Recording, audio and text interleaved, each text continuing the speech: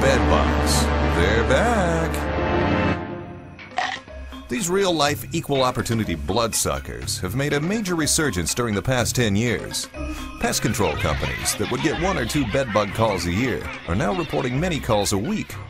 The resurgence was caused by a perfect storm of 3 factors: increased overseas trade moving the insects around the world, the reduction of residual pesticides in buildings in Western industrialized nations, and social fear and stigma. Bedbugs are nothing to be embarrassed about. They're not a sign of unclean homes, nor do they spread disease.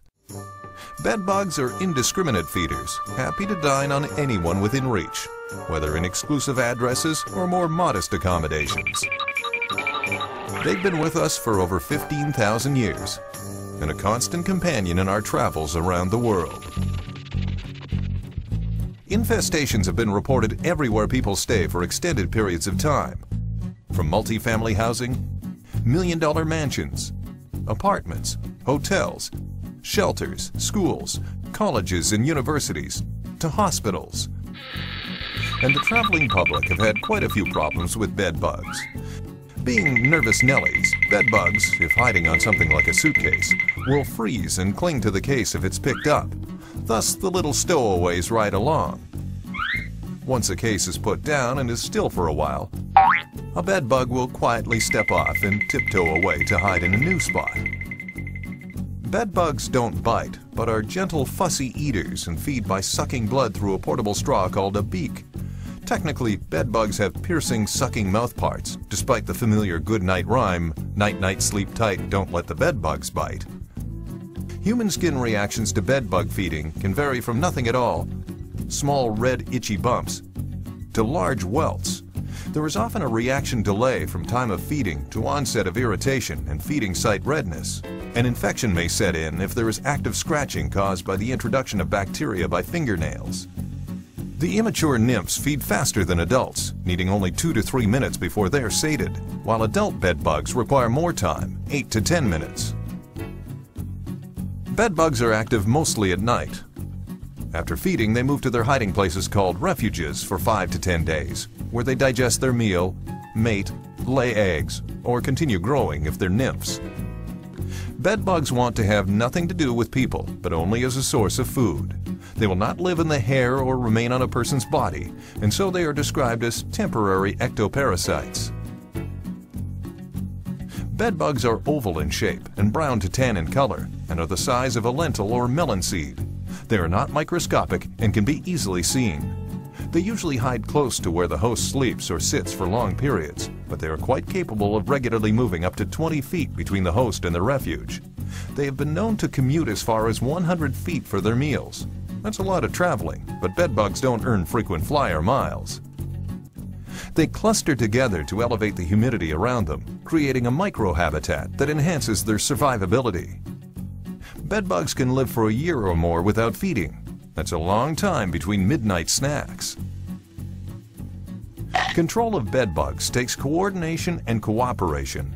In rental properties, if a tenant suspects bedbugs, the landlord must be notified. In Connecticut, it is the landlord's responsibility to correct the problem. Landlords should engage a pest management professional or a properly trained sanitarian or maintenance superintendent, someone willing and able to go into a potentially infested location and identify the insects.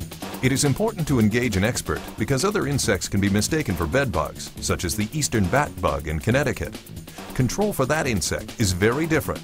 Other arthropods that can be mistaken for bedbugs are varied carpet beetles, fleas, ticks, spider beetles, even lint. Tenants must allow building staff or professionals to enter their premises to inspect and treat, as long as proper identification and notice are provided. A court order can be obtained to enter the apartments of uncooperative tenants.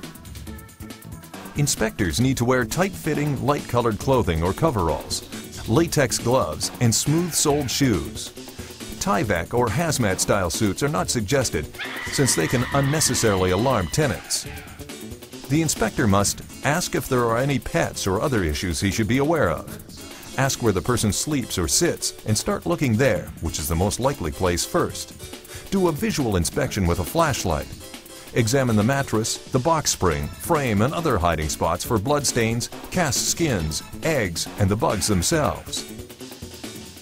Bed bugs can't burrow, but they can crawl deep into cracks and crevices, and not just on mattresses and box springs. They can hide in chair cushions, sofas, behind electrical outlets and switch plates, in back of baseboards and wallpaper, or even behind picture frames. In large multifamily dwellings, theaters, or public spaces that might be difficult for people to inspect, canine inspections may be conducted. Dogs are very useful in high-volume situations, such as the consecutive inspection of many apartments in a single visit. When one infested unit is identified in a multi-unit dwelling, adjacent units must also be checked as well. The landlord must notify all tenants and begin remediation actions. Landlords are obligated to treat the infestation. Failure to comply may lead to legal action. Once an infestation is discovered, landlords must give tenants information on how to prepare for a bedbug treatment. Tenants must be encouraged to do proper preparation. If they are physically unable to clean and prepare their premises, then maintenance staff or pest management professionals may be called upon to assist. It is important to stress to tenants and those in adjacent units that good preparation is the key to successful treatment. To prepare for treatment, put all fabric items in plastic bags and remove. Wash and dry fabric on hot and reseal in new bags. Remove all clutter and vacuum.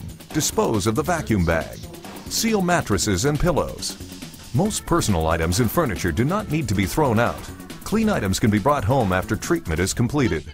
The key to success is early identification, treatment, and eradication of this nuisance insect, and good communication and cooperation. Bed bugs can be controlled with proactive vigilance, frequent inspection, and treatment by professional pest control companies. When building managers and occupants work together, the bed bug problem can be solved, allowing everyone to sleep tight.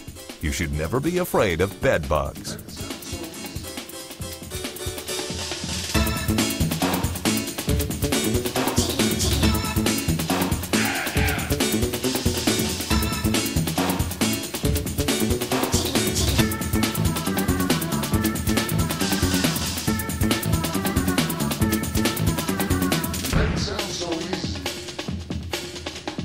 Make it